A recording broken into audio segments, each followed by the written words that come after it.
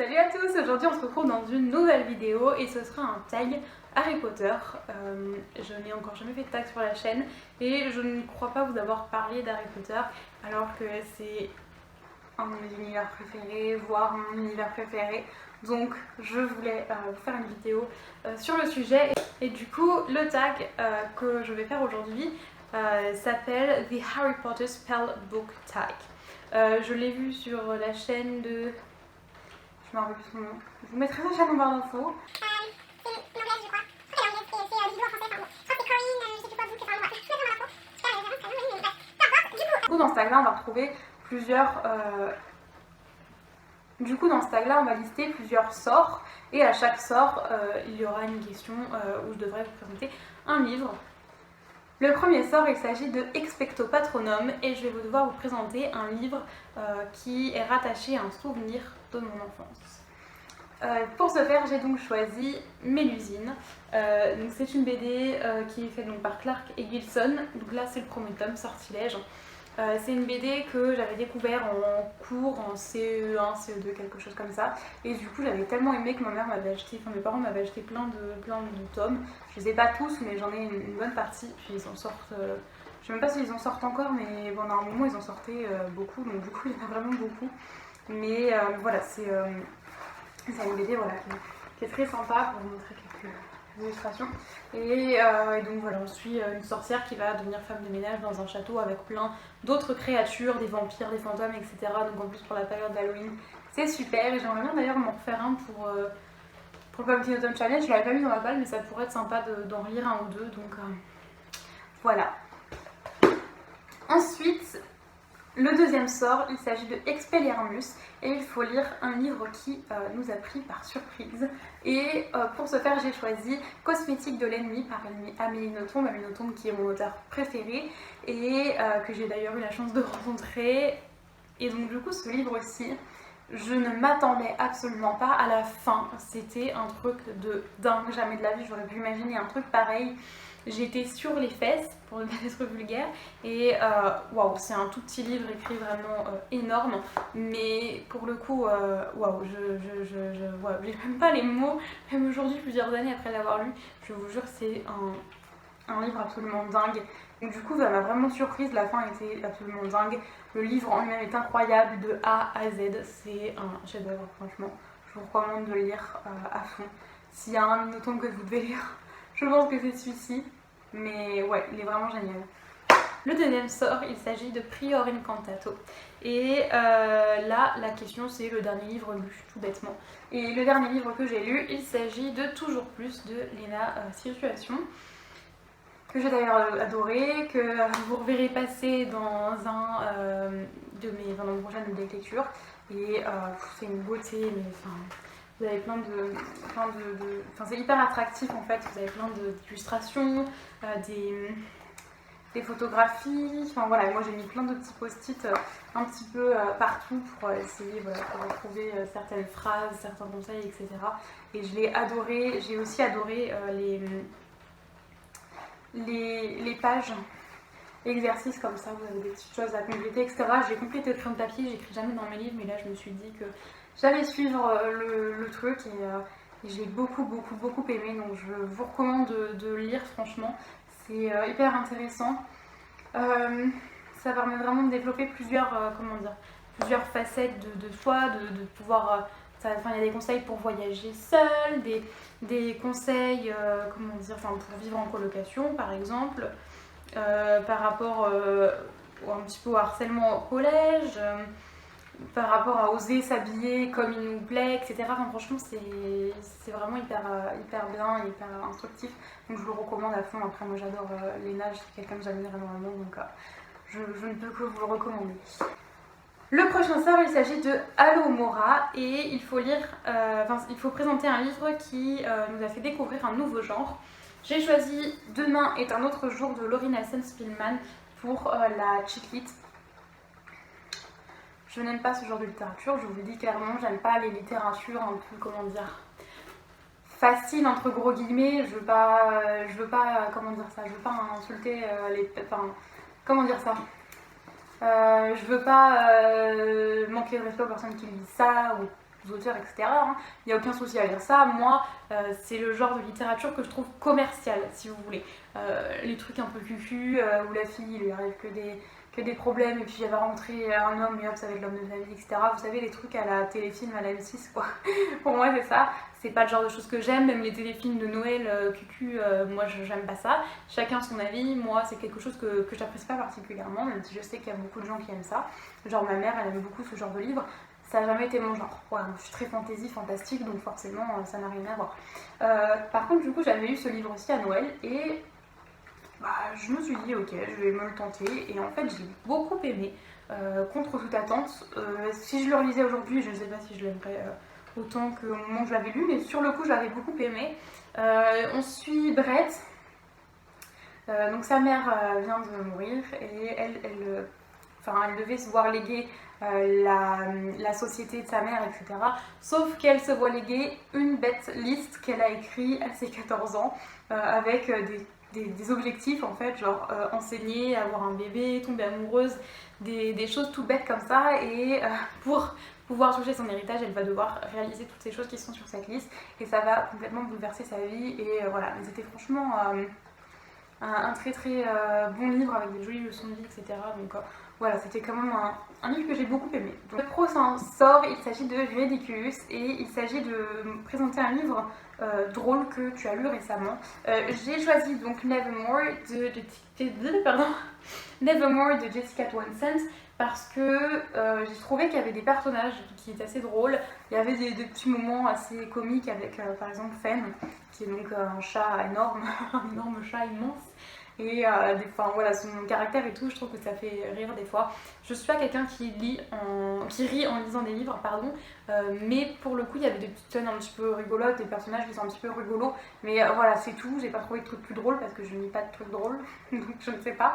Mais en tout cas, voilà, c'était celui qui me paraissait le plus correspondre, mais voilà. Et donc dans ce livre aussi, je vous en ai parlé il y a pas si longtemps d'ailleurs, mais du coup on suit Morrigan Crow qui est née le jour du merveillon. Ça signifie deux choses. Une, elle est maudite. Deux, à minuit, le jour de ses 11 ans, elle va mourir. Sauf qu'elle va être sauvée in extremis par un homme qui va l'emmener dans le royaume magique de Nevermore.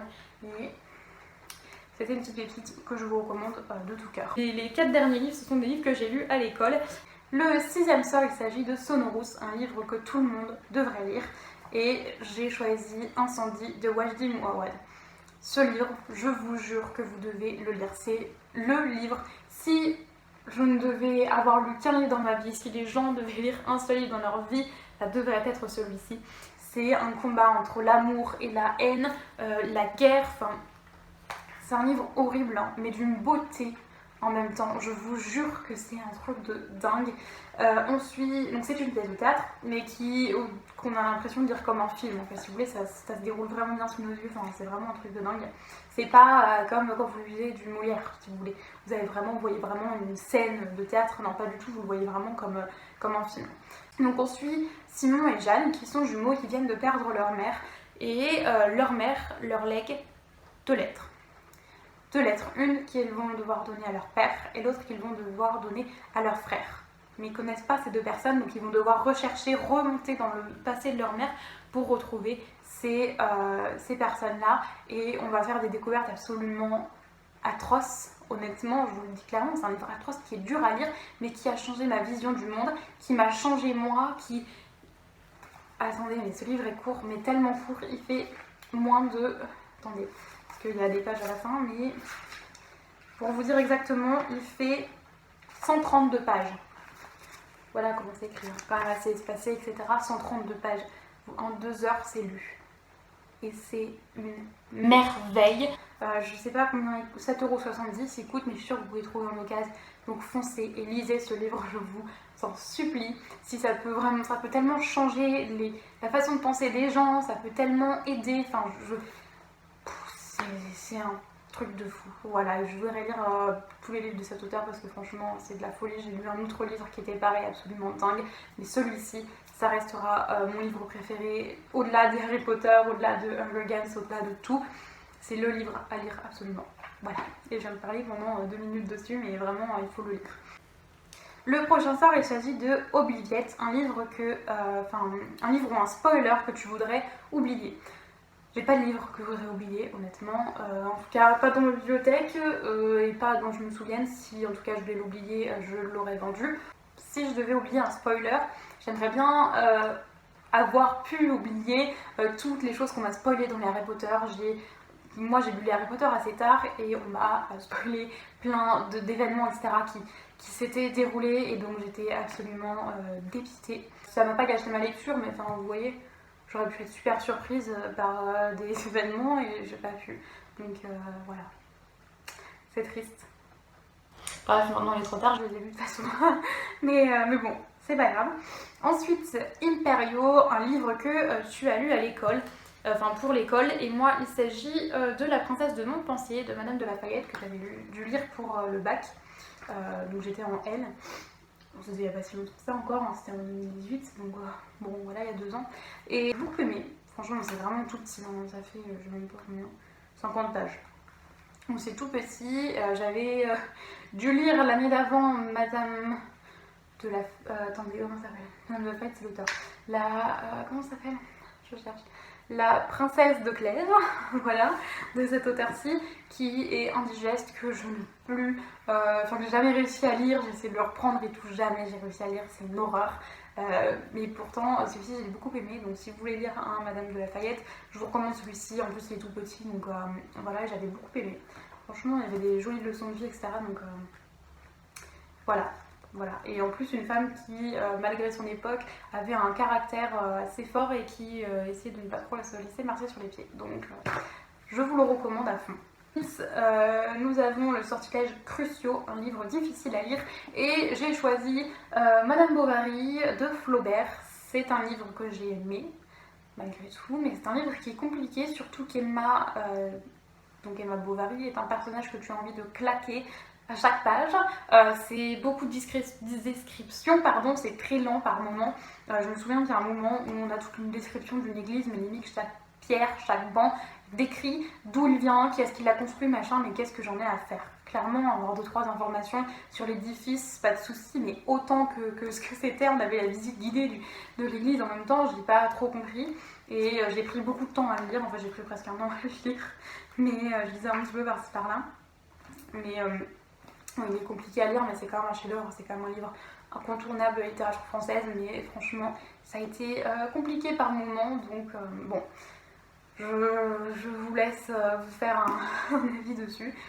Et si vous l'avez lu, n'hésitez pas à me dire ce que vous en avez pensé. Ça fait 10 fois que je recommence cette phrase, j'arrive pas à parler, je bégaye. Mais ouais, n'hésitez pas à me dire ce que vous en avez pensé, parce que ça m'intéresse bien. Et voilà, moi j'avais une bonne lecture, mais voilà, c'est compliqué. Vous voyez bien.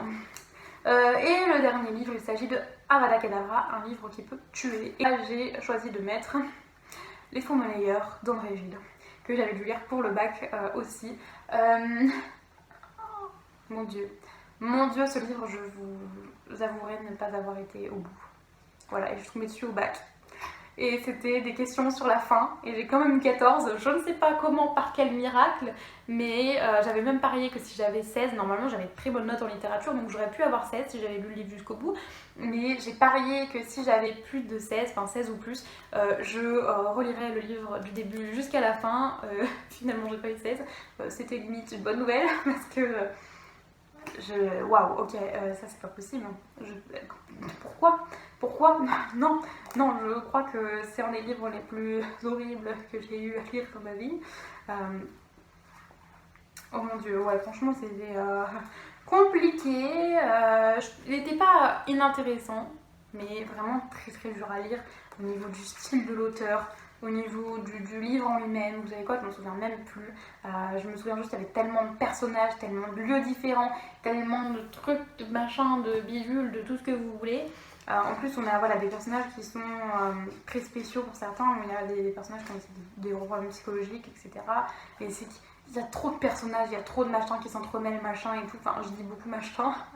C'est bien pour une fille qui parle de littérature française, mais en l'occurrence, ouais, c'est très compliqué. Par contre, voilà, il y a des phrases, par exemple, pour vous donner une phrase ici, j'avais marqué « Parfois je me le dis, mais je me dis aussi que c'est par crainte de trop souffrir que je ne l'aime pas davantage. » Vous voyez, c'est des phrases voilà, que j'ai notées juste parce qu'elles étaient jolies, juste parce que je les aimais bien, et voilà, il y en a plusieurs.